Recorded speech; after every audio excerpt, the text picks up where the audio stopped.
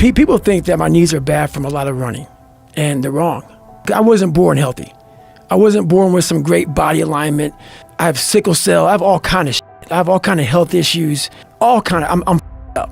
I had a choice to make, and the choice was, growing up, okay, this hurts, that hurts. We can just sit down and do nothing, or we can see how far we can push the human body.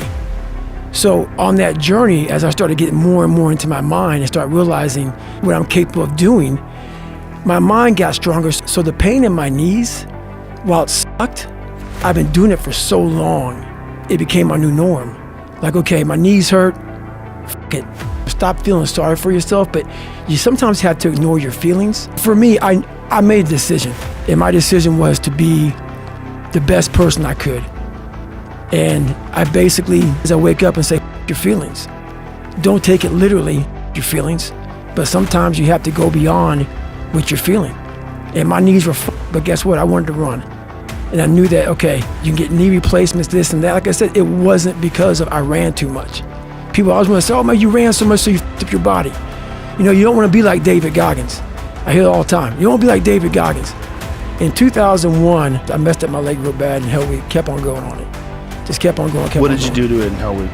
I think the boat, I fell, it twisted, but over a period of time, it got worse and worse and worse. So I was getting like Toradol shots every day, and then it just got worse. But I'm like, fuck it, I'm good. So I kept going on it, so it kind of healed all up. So I just kept going. Years later, just kept going on it. So I stopped squatting. So it became like, okay, my knees f***ed up, my alignment's messed up, my hips are messed up, I can't squat. So, but I can still run. So, okay. Started running, because running doesn't require you to bend down and shit. So I'm running a lot, and it got to 20 years later pretty much. And it was 2020. Cameron Hanes came down, we went for a 20-mile run. My knees were up for like 10 years. Long story short, it was like, okay, man, I gotta get this thing looked at. So I went and got looked at. The doc was like, oh, we can go in there and just do a quick little cleanup job. And the cleanup job wasn't so quick. Guy was breaking tools and shit, up, like literally broke tools. He was breaking tools. I talked to him. He told me your meniscus was the hardest meniscus he's ever experienced in his life. He's like, dude, he goes, I didn't know that meniscus could get that way. He goes, like, he's not human. He goes, when I was cutting into meniscus, it broke the scalpel. Yep. He said, normally when you cut into meniscus, it just slices right through like butter. He's like, I couldn't cut it. Yeah, mine went butter. So all those motherfuckers who think I'm gonna put in them 100-mile weeks, go f*** yourself, bitch. You don't get no shit like that, baby, by sitting on the couch. No, I mean, that's the craziest thing I've ever heard. Like, you've hardened your meniscus just through constant pressure and pounding. Yeah. So he went in there to clean it up, and then what happened? So basically, that little meniscus, so my alignment was so bad, the only thing that was keeping me able to do anything was that little messed up meniscus. It was all jarred up and jacked up, but the second that thing got out, dude, it was like have you seen Star Wars, they have wobbly legs when they hit like logs? The robot things? Yeah, the robot things. That's how my leg was. It had nothing. It was just like a little dangling, like, so from my knee down, the shin, the tib, fib, it just dangled. Like there was nothing.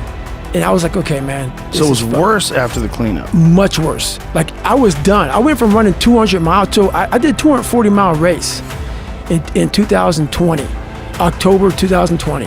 It was Moab. Went out there, got second place, 62 hours. Knee was up getting it drained before the race, but I still ran 240 miles. Literally, 5 or 6 days before the race, I'm getting it drained. And it was a baseball size, and it's called a Baker's Assist.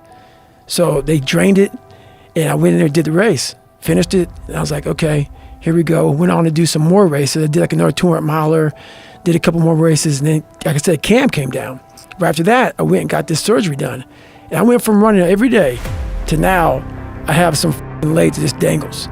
After that surgery, it just dangled. And I was like, okay, man, I'm fucked. And it's just from that little piece of meniscus? Just that little piece of meniscus. And I'm sitting there thinking, okay, man, this doesn't make any sense to me. There's something fucked. I don't understand why I can't put any pressure on my leg. The amount of blood they were taking out was unbelievable. I went back, man. I was like, man, I'm f***ed up. I mean, it's a simple meniscus surgery, man. Like, people go back a week later. They're playing 2 weeks, 3 weeks tops. I'm like, man, I'm never going to run again. I'm going to walk with a limp. So I'm going back. I'm literally getting my knee drained every week, getting PRP. I'm like, man, but in the back of my mind, I know how far I can push myself. I know my body so well, so well. And I'm like, this is wrong. I go, I'm never going to run again. I'm never going to run again. I walk with a limp. So this went on for about six months. So I had the surgery done in February. 4 months after the surgery, I got to find somebody else to look at my fucking knee. So I try to keep my shit together. But imagine when you go from every day of your life grinding and you go to nothing. Like literally, like 90-minute surgery, done. That's crazy that it was just a little meniscus scope. 90-minute surgery, done. So I found this guy named Dr. Gamal out of New York. And we fly there, but I'm like, you can't fix this, man, because I knew it was a lot more than knees. It was all kind of this body shit. So I walk in the office and the doc's like, yeah, I'm looking at your x-rays. And that's the doctor who's like, I don't know how. This is one of the, Dr. Gamal, look him up, world-renowned motherfucker, dude. And when this guy looked at me, straight-faced, he said, man, I don't know how you did anything with those knees. Anything, let alone run 200 miles back-to-back, 240 miles, where the you did. I don't know how you did it. So I'm like, okay, whatever. Can we get it fixed? And he didn't want to get there because he knew I was fucked. He's like, no, we can maybe try an unloader brace. Maybe an unloader brace will help you out. And I was What's like, an unloader brace? So basically, my knee went in on the meniscus side, on the inside. So it was like jamming on the inside. So this brace kind of helps realign the knee a little bit. So then you cannot have so much pressure on the inside of your leg. I'm like, man, so this is all you have for me? I'm like, you can't do shit for me? And he was like, no. And he was walking out of the office, and he could tell. I was like, I wasn't too f***ed up, but I was like, because I kind of was preparing myself for the next part of my journey. I don't like to lay in my shit too long. I give myself a couple of minutes to say, okay, motherfucker, we got man to fuck up. We got to get back in this fucking, like, what's next? Let's go see what, let's go back to college. Let's do something, because you're running and your athletic career's done. So he got to the door, he opened it, as he was shouldered out the motherfucking door. And I'm looking at Jennifer, I'm like, well, we'll go back to Nevada and start again. And he was like, try the unloader brace out, and there's one more thing we could possibly do for you. And I'm like, get your little monkey ass back in here, bro. Like, what is it? Like what the fuck's going on? So he was like, yeah, there's this surgery called HTO. And he was like, you can go in, we can, pretty much break your tibia. It's called high tibia osteotomy. They go in and they break your tibia, slice into it, and they wedge it to the point where they realign your leg back up. It's a very painful surgery. It's very painful afterwards. Painful as fuck afterwards. And they put the plate you saw, back on. So your knee is still where it was, because this doesn't get fixed. So it takes several months for that knee to start working its way back into where that alignment is. So on the outside, so I have a nice meniscus over there. That thing wasn't touched for years, because how I was born, all the pressure was on my medial meniscus. So your knee had been misaligned your whole life? The whole life. That's my whole life has been up. So my meniscus on my lateral side is pristine. So now the way he did it is that all of my pressure is going on to that pristine meniscus. Okay. So now it's all about getting that leg back aligned, which is taking forever. Knees are a problem, man. Yeah. And the fact that you require your knees to do what you do, your whole thing is endurance athlete. And to be an endurance athlete, you gotta be able to move your legs. You gotta be able to move them. This was like literally a trained skill for me, was I'm always preparing for like not being a bitch. I got to a point in my life where I realized this is life. And so I move on past things real quick. So people are like, oh my God, what are you gonna do, David, if you can't run? I'll swim, or I'll go to college, or I'll do something else. This isn't my life. So I'm very aware how quick life can take shit from you. And I've always prepared my mind for the next chapter. And what happened with me was I started this thing called front loading. So when I was young, I used to be a little piece of shit. You know, like, oh, I'm not good enough. I can't do this. I can't do that. But the second I got my head out of my ass and I realized, man, you can achieve a lot of shit if you get off your ass and you start moving and you start motivating yourself.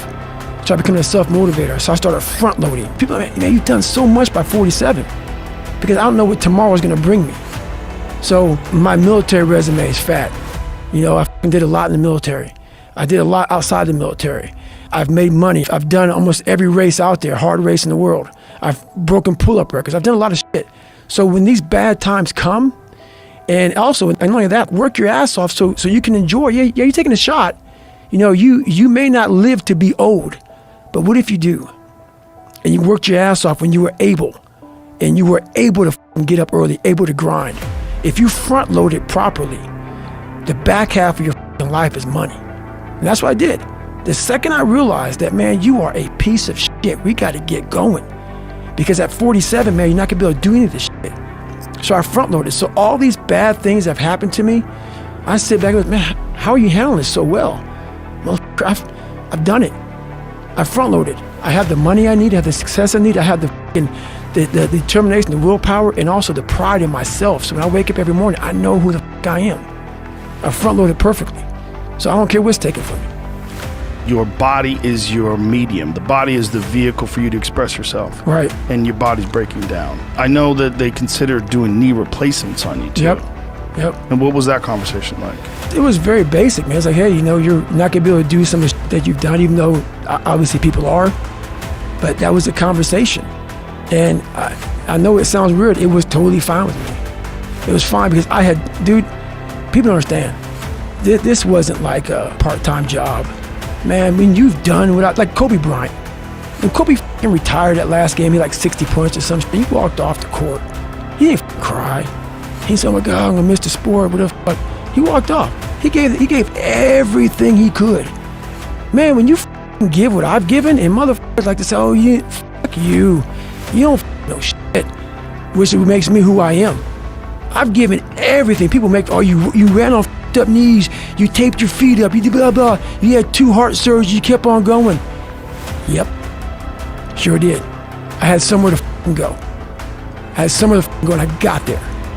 And buddy, when motherfuckers tell you you can take a break now, hey, you f***ed up. As long as my knees are halfway worked, I got to run. You telling me, man, maybe a chance I can't run no more? You give me an excuse to f***ing not do shit, but as long as I have no excuse, I gotta do it. I was happy where I was. I gave everything. I gave everything to who I am. People, oh, I don't believe that. Don't believe it.